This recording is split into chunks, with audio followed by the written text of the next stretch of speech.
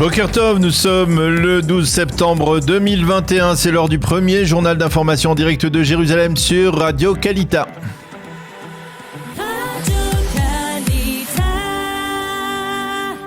Studio Kalita. Daniel, bonjour. Bonjour, Boker Tov. Boker Tov. Bien évidemment, nous commençons ce journal par l'arrestation de 4 des 6 terroristes évadés la semaine dernière de la prison Gilboa. Oui, effectivement, Laurence, une arrestation en 2 temps durant la soirée, la nuit de vendredi à samedi. D'abord vers 21h, un citoyen arabe israélien a téléphoné à la police en affirmant avoir croisé 2 suspects qui lui ont demandé de la nourriture. Les unités d'élite de la police se sont déployées, les ont cueillis, ces 2 évadés, alors qu'ils étaient épuisés et affamés. Et puis vers 1h du matin, peut-être à la suite d'informations fournies par les premiers capturés, mais surtout grâce à la vigilance d'un autre arabe israélien qui les avait repérés dans un champ, les 2 autres terroristes, dont Zechariah Zbeideh, ont été capturés sans la moindre résistance de leur part durant la nuit et malgré le Shabbat. Le Premier ministre s'est rendu au quartier général avancé de la police israélienne pour suivre de près les derniers développements. Quant au commandant en chef de la police, Kobi Shabtai, il a très rapidement tempéré la satisfaction affichée de certains en affirmant qu'il n'était pas question de faire la fête avant que tous les 6 évadés n'aient été capturés. Par contre, il a félicité les Arabes israéliens qui ont permis l'arrestation des suspects pour leur civisme et il a invité toute personne qui aurait aperçu un suspect à appeler très vite le central de la police israélienne. Alors, ceci étant, cette capture de ces 4 évadés provoque depuis vendredi soir des émeutes dans les territoires palestiniens. Oui, Laurence, et cela préoccupe les forces de sécurité israéliennes. Dans la nuit de vendredi à samedi, le Hamas ou le djihad islamique ont d'abord tiré des roquettes à partir de la bande de Gaza en direction du territoire israélien sans faire de blessés. L'armée israélienne a ensuite bombardé des positions palestiniennes dans la bande de Gaza. Hier soir encore, une roquette supplémentaire a été interceptée cette fois par le Dôme de Fer, ce qui a entraîné durant la nuit dernière une nouvelle attaque israélienne dans la bande de Gaza contre des positions du Hamas et du djihad islamique. En Judée et en Samarie, plusieurs milliers de Palestiniens sont descendus dans la rue samedi matin et se sont confrontés aux soldats de Tsahal.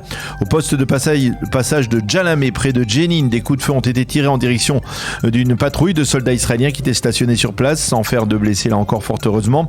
Et dans le sud de Hebron, des soldats israéliens ont tiré en direction de suspects palestiniens qui lançaient des bouteilles incendiaires dans leur direction. À noter que lors de ces manifestations, les Palestiniens brandissent de plus en plus souvent, régulièrement, des cuillères qui sont devenues les symboles de l'évasion de ces 6 terroristes.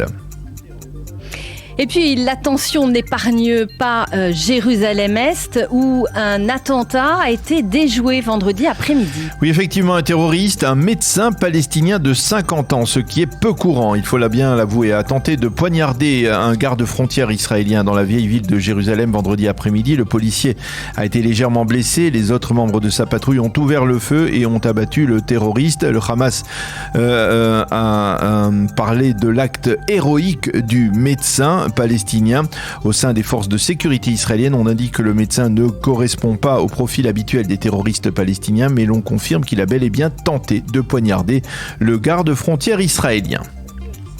Et puis, un développement assez inattendu au sein de l'autorité palestinienne. Oui, on a appris effectivement, Laurence, que durant le week-end que l'autorité palestinienne a décidé de se retirer de l'accord sur le versement des fonds qataris à la population de la bande de Gaza. Motif invoqué, en particulier selon l'émissaire qatari Mohamed El Hamadi, la direction palestinienne craint que les banques de l'autorité ne fassent l'objet de poursuites judiciaires internationales pour financement du terrorisme. Cette information a été diffusée vendredi sur la chaîne du Hamas. El Hamadi a promis de poursuivre, ses efforts afin de permettre la poursuite des versements de fonds de son pays vers la bande de Gaza. Revenons à présent à la crise sanitaire et l'épidémie de coronavirus qui continue de se propager en Israël. Oui, et selon les données du ministère israélien de la Santé, on a recensé jusqu'à hier soir plus de 9700 cas positifs en 24 heures, alors que ce sont plus de 150 000 tests de dépistage qui ont été réalisés, ce qui correspond à un taux de positivité de 6,5%. Cependant, les responsables de la santé publique constatent avec une certaine préoccupation que le nombre de malades graves s'est stabilisé au cours des derniers jours. Il a même augmenté légèrement hier avec 696 malades graves. Et puis également, l'autre source de préoccupation des services de santé publique, c'est le nombre de pèlerins positifs de retour d'Ouman en Ukraine. Selon les tests effectués depuis jeudi auprès de ces pèlerins, on en aurait recensé pas moins de 1400 positifs.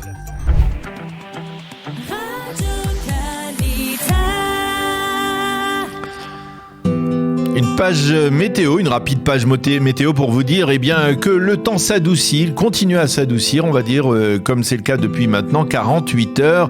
Les températures sont en baisse en Israël, il fait toujours ensoleillé bien entendu sur l'ensemble du territoire israélien, mais c'est un temps plutôt partiellement nuageux qui nous retrouve au réveil, et donc ensuite par la suite il fait plus d'ensoleillé, mais les températures sont relativement basses par rapport à la moyenne saisonnière. Il fera aujourd'hui 26 degrés à Jérusalem, 29 à Tel Aviv et 35 degrés à Eilat.